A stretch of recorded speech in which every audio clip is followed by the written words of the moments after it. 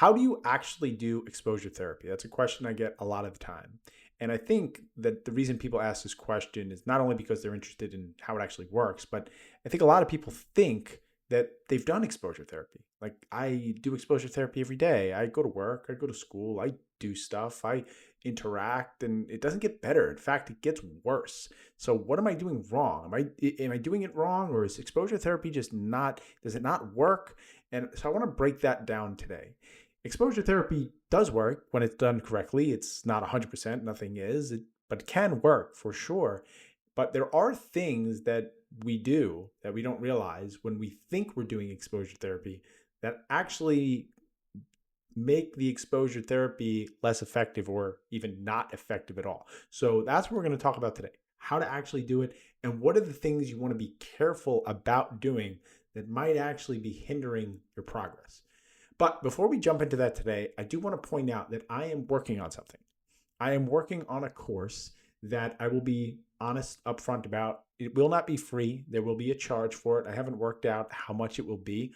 But if you are interested in a course, because I know a lot of you have asked about potentially working with me, and I can only see people in New York and New Jersey, and some of you would like to get more content, more structured information about how to overcome your social anxiety. And of course, this will not be therapy. It will be educational. Okay, I don't know you. I can't work with you, obviously, but this will be a more structured, more detailed approach to dealing with social anxiety and working on your confidence. I plan to have this rolled out by May 1st. That's the plan.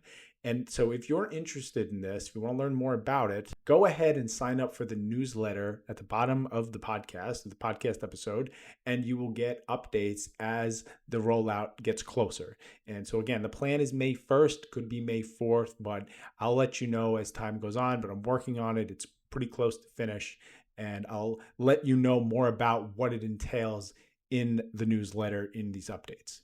All right, so let's get back to exposure therapy. Well, first of all, what is exposure therapy?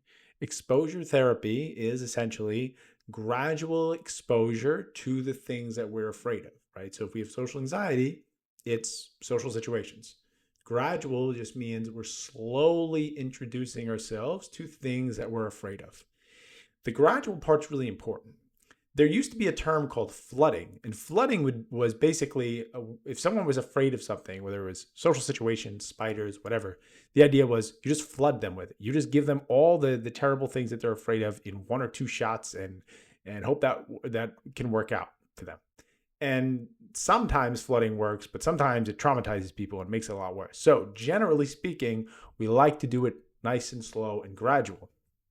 It's also, I think, important to do it gradually because the reality with social anxiety is everybody's social anxiety is a little bit different, right? For some people, they're able to walk around, they're able to go to the grocery store and order a deli sandwich and interact with people here and there, but put them in a classroom or they have to go to work or they have to get on a date and all of a sudden they start to panic.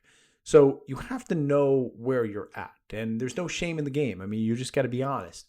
Where am I? And this is actually one of the first most important things you can do. It's a very simple thing you can do.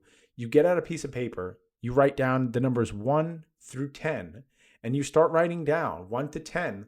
What is your least, stress-inducing social situation? Put that at 1. And what is the most stress-inducing social situation? Put that at 10.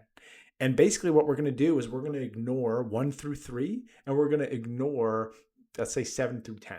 We're going to focus on 4, 5, and 6. So we're going to focus on the ones that make you uncomfortable. You generally avoid them, but you could do it if you tried. If you really hyped yourself up, you could probably get through the anxiety. We don't want to do the ones to 1 through 3 because those are pretty easy and it's not really going to benefit you in any way. We don't want to do the ones 7 through 10 because that might throw you into a panic, and a lot of times that can cause more harm than good. So the great thing about this is as you make progress, you can imagine like the chains are moving up. If you watch football, right, you're moving the chains along so that the 5s and 6s, you work on those for long and they move down to maybe a 3 and a 4, and then eventually the 7 and the 8 moves into the 5, 6 slot. So you can kind of move it along as you gradually get closer and closer to the things that you're afraid of. So again, for some of you, a 5 and a 6 might look like, man, I have a really hard time just going for a walk outside, like just being around my neighborhood. The idea that people in public are looking at me, just watching me go for a walk, that might be scary enough where most of the time you're not going to do that, or you're going to find an excuse to not get out of your house. You're going to order a sandwich in out of fear, not just out of convenience, instead of going down the block and buying and getting a sandwich because you're afraid to be looked at. For others, you might be able to do that. Maybe a 5 and a 6 is going to a party where you only know one or two people. That would make you really, really anxious. Maybe it's going up to a total stranger and starting a small conversation. So you got to figure out where you're at. Wherever you're at, you want to be in that 5 or 6 range. Okay, that's generally speaking where you want to be. Now, I do want to point out before I go any further, again, this podcast, my content is not therapy. This is all educational. This is all based on my clinical experience, my personal experience. It's really important that if you're going to do this stuff, please do it alongside with a therapist so that they can actually guide you through what you're doing. Okay, so that's the beginning part of exposure therapy. And what we're trying to do is we're trying to do the things that we are afraid of. Now, you might be sitting there and saying, I do that. I do that all the time. Like, I got to get out of my house sometimes. I got to go to work. I do this stuff and it doesn't really get better. So I don't really know if I buy into this exposure therapy stuff. And look, I can't blame you. I mean, I lived with social anxiety for many, many years, and I went to school. I went to high school. I went to college. I did all the stuff I was supposed to do, and it never got better. It didn't get better till my late 20s. So what was the difference? The difference was, and I mentioned this in other podcasts, is that we hide behind these things called safety behaviors. And safety behaviors are basically just things we do, sort of micro behaviors, I guess you could call them, that we do subtly, that maybe we don't even realize we're doing, that keep us feeling safe in a social situation. So for example, when I was very anxious in college, I would go to class, although when it got really bad, I started skipping class. But on the days that I had to go to class, I would go to class, but sometimes I'd have a drink or two before I went to class. Sometimes, always, I would sit in the back of the class. Most of the time, I wouldn't participate. And when I did participate, and here's another safety behavior, I would only participate if I knew something for sure. And the reason I was doing it was because if I got it out of the way in the beginning of the class, I knew that the professor would be less likely to call on me unprompted later, because I was really afraid of an unprompted call, being called on unprompted. So I would just get it out of the way early on. Now, this could be different for everybody, right? It could be you don't make great eye contact. It could be someone's talking to you and the topic of conversation makes you uncomfortable because it's too, it makes you feel defensive and insecure. So you change the topic. Or maybe you have a chance to say hello to someone and you just wave and you walk away. So you think to yourself, well, I'm doing it, right? I'm socializing, but it's not getting any better. You're not actually doing the things you're afraid of because you have these safety behaviors, these behaviors that are keeping you safe, that are keeping you protected, that make you feel less, basically anything that makes you feel less anxious when you're in a social situation. Those are the things we want to stop doing. We want to be very careful about doing those things because even though they feel good momentarily, they're preventing us from growing. They're preventing us from challenging ourselves. Another example might be you speak with a low voice. You don't project your voice. You don't announce yourself when you walk in a room. So these are little things. So we're going to slowly start to chip away at these things. The phone is another one. I'm just throwing these out just so you have an idea. Looking at your phone when you're around people. These are things you want to start to take away from yourself. So you can see, well, what would it feel like if I didn't rely on my safety behaviors? What would it feel like if I just let myself be anxious and then I did the thing that I was afraid to do? Okay? So that's the first reason why why the exposure therapy may not be working. The second reason is probably not working. I've talked about this in another episode, so I'm not going to go too much detail. I'll drop that episode to the bottom of this episode so you can find it. But the second reason it may not be working is because you're not working on what we call the post-event processing, which is essentially means you are not changing the way you talk to yourself after an event, right? If you go and socialize and you challenge yourself and then you go home, and regardless of how it goes, you go home and you beat yourself up and you make fun of yourself and you say, oh, that was so awkward. That was so weird. What's wrong with me? I'm a fool. I'm an idiot. Of course, you're not going to feel better, right? You're still going to feel like shit. You're going to feel more anxious, and then you're going to take that idea and you're going to go into the next social situation thinking, I'm a loser, I'm awkward, I'm weird. So it's going to continue. So I'm going to drop that episode at the bottom of this episode so you can learn more about how to deal with the rumination. There may be 2 episodes on that, so I'm going to drop both of those on the rumination, on how to deal with that. I'm not going to go too much into that today because I want to talk about the exposure therapy. Okay, so those are the 2 main reasons it doesn't work. So how do we actually do this in practice? Okay, the first thing you have to understand is exposure therapy. You have to do this every day. You really cannot take days off. It's hard, right? But because you have to understand that any time you take a day off, you're reconfirming your anxiety. You're telling yourself, I can't do it. I can't do it. I'm too afraid. But here's the thing. If you're too afraid to do it, that means it's probably too high up on your list. It's probably a 7 or an 8. We want to stick in that 4 to 6 range, which means these should be things that you can get yourself to do even though they're scary, even though they're anxiety inducing. So that's number 1. Number 2, don't expect your anxiety to go down before you do it. You are going to feel anxious when you do these things. You are going to feel terrified because these are the things you have been avoiding all of your life. So you have to get out of this mindset of how do I feel safer? And so again, a lot of these safety behaviors can be like mental, like preparing conversations right before you go out and to talk to people or go out in public. You might start preparing like, okay, here's what I'll talk about. Here's what I'll say. Here's what I'll do. You can't stop the thoughts, I understand, but you want to avoid engaging in all that nonsense because even though it makes you feel comfortable, it's not. Usually it ends up just leading you to making excuses to not go do the thing. So I would avoid all that sort of talking yourself down and just understand that it's going to be scary. You're going to be anxious and there's really nothing you can do about it. It's just going to suck for a little bit until it gets better. Now, what are we going to do? Here's what I would say for the average person out there who's struggling with social anxiety. Everyone's at a different range. So again, you got to look at where you're at and stick with those. But here's what we're going to start to do. We're going to go out in public and we're going to start interacting with random strangers. You're going to start waving to people. You're going to start smiling at people. You're going to start just saying hello to people.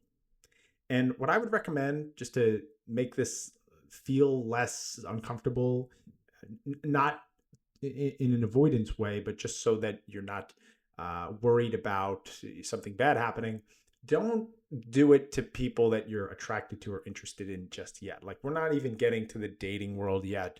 Let's not add that layer of stress onto it yet. Let's talk to people that we generally maybe wouldn't even pay any mind to, okay? Maybe people who are out of our age range, maybe people who are older, people who are professionals, people that remind us of our parents. We're not looking to go out on dates here. We're literally just trying to talk to any old person, okay? And I don't mean that literally, any old person. I just mean any person. It's also really important to understand that, look, I'm assuming most of my listeners are probably younger, although that may not always be the case, right? But often, social anxiety usually affects younger people more than not. So teenage, 20s, 30s. And so talking to people your age might be something that you're more intimidated by because you feel more judged by that age group. So again, that might be more of a reason for you to go out of your age group if that helps to start out. Talk to the old lady who you see at the grocery store sometimes, okay? And you just want to start really slow, but you got to do this every day. You're going to get out of your house every single day, and you're just going to wave to people at first. It's going to feel uncomfortable. It's going to feel really awkward. You're going to say hello to people. Then you're going to start to ramp it up. Once you start doing that and you feel like, here's what's going to happen. Like, you're going to start doing that, and there's going to be a self-correcting mechanism that you didn't think would happen. You're not going to get those bad responses that you assumed. Once in a while, someone's going to look at you like, leave me alone. Most of the time, people are going to smile back at you. People are going to be friendly. People are going to want to talk to you, or at least a wave to you. So once you start seeing this, it's not going to be as scary because you're going to start to realize, oh, this really isn't that bad. Okay, because I do this every day now. I talk about this. I try because I still get anxious here and there, but I try every single day to talk to at least one person. That's my life goal. Okay, and it's pretty easy now. There are times where I'll get uncomfortable, but it's very rare. And most of the time, it's very easy. I can talk to people. And the reason I can do this is because I do it all the time. And eventually your brain just learns this isn't danger mode anymore. When you were younger, this was danger mode. You went to school and you went to talk to someone and they made fun of you in front of a group of people. So you associated that with fear, with danger, with something bad happening. You need to learn that you can go talk to an old lady at the store and nothing happens and she smiles and then you go on with your day. So you do this every day and your brain starts to learn, oh, this isn't so bad. And then you amp it up. Instead of just saying hello, you walk up to her and say, hey, so what are you making for dinner this week? Right? Maybe it's the same woman you see at the grocery store. I don't know. I'm just making this stuff up. But say, hey, what are you making for dinner tonight? That's kind of risky, right? Because it's kind of a random question. Where did that come from? And that's gonna she could judge that. She could be like, why are you asking me this? I don't know who you are. The likelihood is if she's an older woman, she probably wants to talk to somebody and she's going to be like, oh my God, thanks for asking. I'm making a pork sirloin or whatever. I don't know, whatever. Okay. So you're going to start to ramp this up. You're going to start to ask questions, open-ended questions. You're going to start to notice what's around you. I've talked about in previous episodes, maybe I'll put this also at the bottom. I don't want to overwhelm you, but learning how to get out of your head and focus on what's around you. So if you're walking around and there's a guy with like a Killers shirt on like I'm wearing and you're a Killers fan, you could say, hey man, you're a Killers fan. What's your favorite Killers song? Or have you ever seen them live? I saw them live last year. You're going to ask them something about whatever's going on in the situation, and then you're going to give them something about yourself. So we're going to ramp this up from just waving to just hellos to actually asking questions, saying things, opening up about your life a little bit, okay? Making comments on things that are going on. And again, you might be sitting here right now and be thinking, I can't do that. Like I'm freaking out. I'm having my mind is blank. Again, if that's the case, you're not ready for this yet. That's fine. You got to figure out where you're at, what you're ready for that you could reasonably do that would be uncomfortable, and start there. And if you do it enough times, that gets easier. And then the other ones move down the ladder, and then you can start to approach those. So again, if all you can do is go and wave to people, just go up to an old lady and wave to her and say hello. Like, can you manage that? Can you muster that? And then we can ramp it up as things, you start to adjust to it. Your brain realizes it's not that scary. And then those conversation starters, you do that enough times, it's not that scary. And then we expand and we expand and we expand. But you really have to do this every day. And you have to realize that your anxiety is going to fight you every single day. It's going to say, F that. I don't want to do that. That's so much stress. That's so much work. I would recommend you get it out of the way in the morning. Don't overwhelm yourself. Tell yourself, okay, I'm going to talk to 3 people today. Do it in the morning before you get your day started. And that's it. And you're done. Then you don't have to worry about it. You don't have to obsess about it. You don't have to think about it in the morning. If you're going to do it later in the night, you don't have to think about, oh my God, I got to go talk to 3 people. Just get it out of the way. And then you're done. You'll feel accomplished. And you just keep going at it. So that's what exposure therapy is. You're gradually exposing yourself. We're not overwhelming the system. We're doing it slow. And we're making sure we're not engaging in those safety behaviors, okay? So when you're walking up to people and you feel like you want to close off your body, you don't want to look them in the eye, try to look them in the eye. And again, if you can't look them in the eye, that means you're not ready for that stage yet. That's all that means. So if you're able to do it, but it's scary, then do it. Then do it. It's hard, but you can do it. And then we're going to try to project the voice. Hi, how are you? That's it. So that's it. You don't have to have a conversation. It's hello, how are you doing as you walk by. 80% of people are going to say hello and smile back. 20% of people are going to be grumpy, or they're going to not hear you, or they're not going to be paying attention. Whatever. You move on with your day.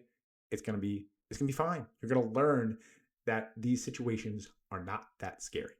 Okay? So that is how you do exposure therapy. But again, it's really important you actually do this with a therapist. Because if you do this on your own and you're not quite prepared for it, it might overwhelm the system. I really recommend you do it with a therapist, but I understand that's not always reasonable. Therapy can be very expensive. So of course you can do it on your own. Just be mindful of where you're at. And again, I'm going to link those other episodes. So you're making sure that you're working on your post-event processing. So you're not torturing yourself. So you're not beating yourself up, because that is often what makes the exposure therapy so hard to actually do, and in some cases can make the anxiety worse. All right, I hope you guys found this episode helpful. Once again, if you're interested in that course that I'm building, you can go down to the bottom and sign up for the newsletter, and I will give you updates as it gets closer. Thanks again for tuning in, and I'll see you soon.